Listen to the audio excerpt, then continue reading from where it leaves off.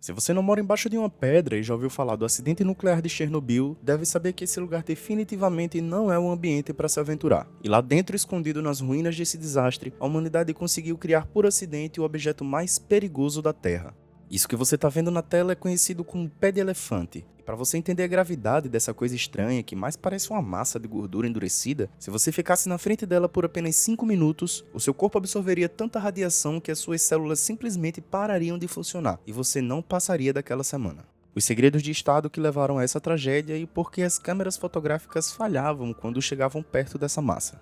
Esse é o canal Duologia e hoje a gente vai entender exatamente como esse monstro radioativo se formou.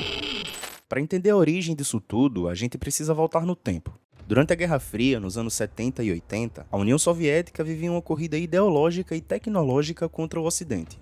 Construir usinas nucleares não era apenas uma questão de gerar energia, era uma demonstração de força e superioridade. E para mostrar essa suposta superioridade, eles não economizavam nos seus projetos e nas propagandas estatais. A União Soviética foi a primeira na corrida espacial, colocando o primeiro satélite no espaço, o Sputnik. Construiu também a maior frota de quebra-gelos nucleares do mundo e ergueu cidades inteiras do zero, que ficaram conhecidas como Atomgrads, para abrigar a elite da sua tecnologia atômica. Só que essa pressa para vencer o Ocidente e também para se mostrar superior a qualquer custo vinha com um preço invisível.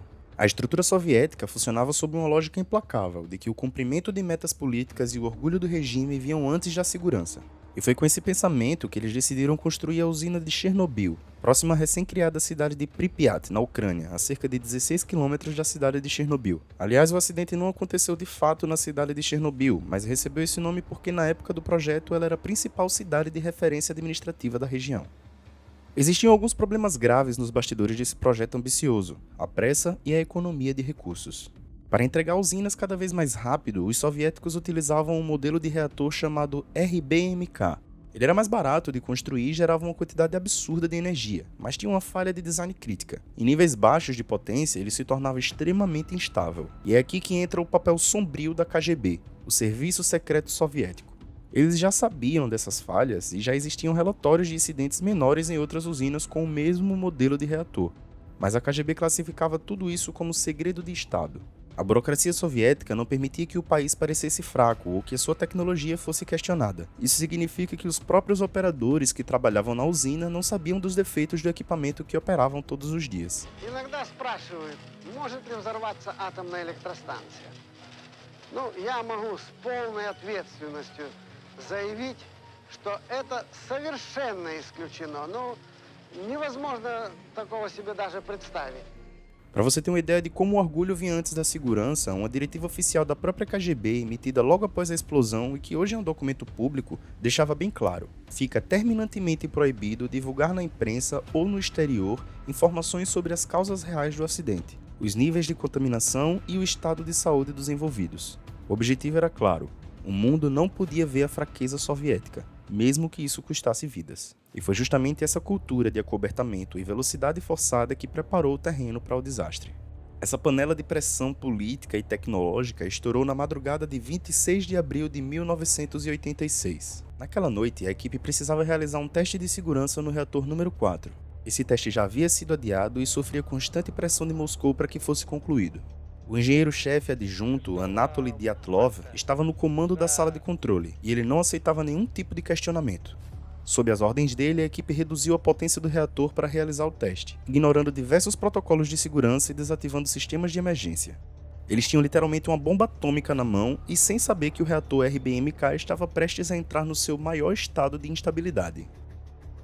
Era aproximadamente 1h23 da madrugada, quando os operários perderam o controle do reator. O teste foi um completo desastre.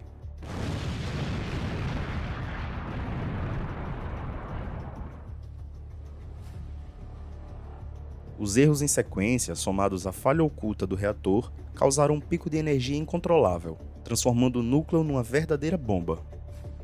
A pressão do vapor foi tão violenta que causou uma explosão jogando o teto do prédio de mais de 2.000 toneladas para longe. E com o reator exposto ao ar livre, a temperatura lá dentro passou facilmente de 2.000 graus Celsius. Esse calor é mais do que o suficiente para derreter o urânio do combustível nuclear, além das barras de controle, o aço das estruturas e até mesmo o concreto ao redor. Tudo isso derreteu virando uma lava letal, um material que a ciência chama de cório. Essa massa radioativa começou a derreter o chão e escorrer pelos canos e corretores da usina até o subsolo.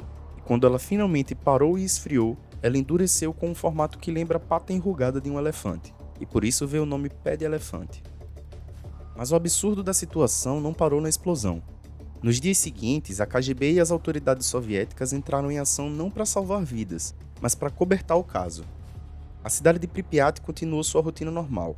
As crianças brincavam nas ruas enquanto cinzas radioativas caíam do céu. As linhas telefônicas de longa distância foram cortadas pelo serviço secreto para evitar que a notícia vazasse. O próprio cientista-chefe, Valery Legasov, quem liderou a investigação do desastre, gravou algumas fitas expondo a verdade sobre o sistema soviético. Lá ele resume perfeitamente essa mentalidade. Uma tragédia como Chernobyl só pôde acontecer porque a ocultação de falhas e o segredo absoluto foram elevados a um nível de política de Estado. Legasov tirou a própria vida depois de gravar essas fitas. O mundo só veio descobrir a gravidade da situação dias depois, quando alarmes de radiação começaram a disparar em uma usina nuclear na Suécia, a mais de 1000 km de distância. Só então, sem saída, a União Soviética admitiu o acidente e começou a evacuação.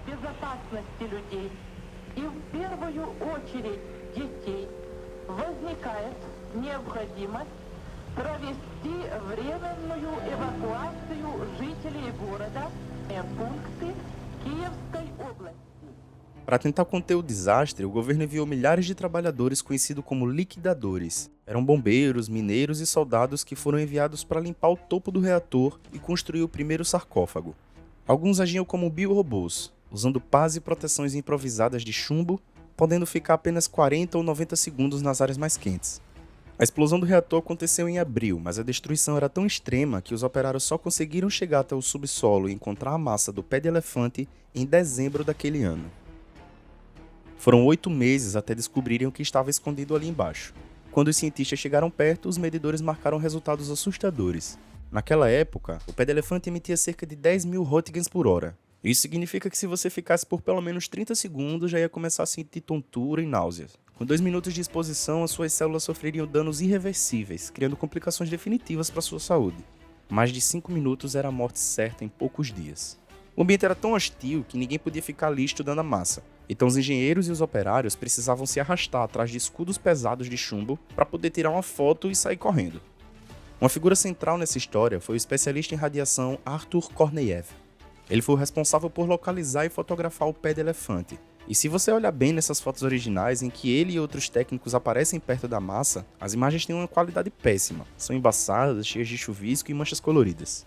E isso não era defeito da câmera. É que a radiação ali era tão violenta que o bombardeio de partículas literalmente atacava e destruía a química do filme na mesma hora, criando uma espécie de interferência radioativa impressa direto na imagem.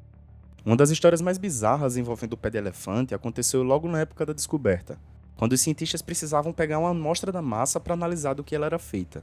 Eles tentaram mandar robôs equipados com brocas, mas a radiação fritava os sistemas eletrônicos na mesma hora. E como eles não podiam ficar lá embaixo batendo pedra, a equipe de cientistas soviéticos teve que improvisar da forma mais russa possível. Um dos membros da equipe simplesmente desceu lá com um fuzil AK-47, mirou no pé do elefante e deu disparo com munição perfurante a queima-roupa. E só assim eles conseguiram arrancar alguns estilhaços para levar para o laboratório. Hoje, quase 40 anos depois do acidente, o pé de elefante está um pouco mais calmo, em comparação à época da explosão. O nível de radiação caiu, mas não se engane. Ele continua sendo extremamente perigoso, gerando calor e degradando até mesmo o concreto ao redor dele. Se você resolvesse descer lá agora e ficar alguns minutos perto dele, a radiação ainda é forte o suficiente para desintegrar o seu DNA e causar danos irreversíveis ao seu corpo. No fim das contas, a humanidade conseguiu inventar a pior atração turística do universo. Então, se por algum motivo bizarro você resolver visitar os porões de Chernobyl, não tente tirar uma selfie com um pé de elefante. Até porque, como a gente viu, a foto vai sair borrada de qualquer jeito.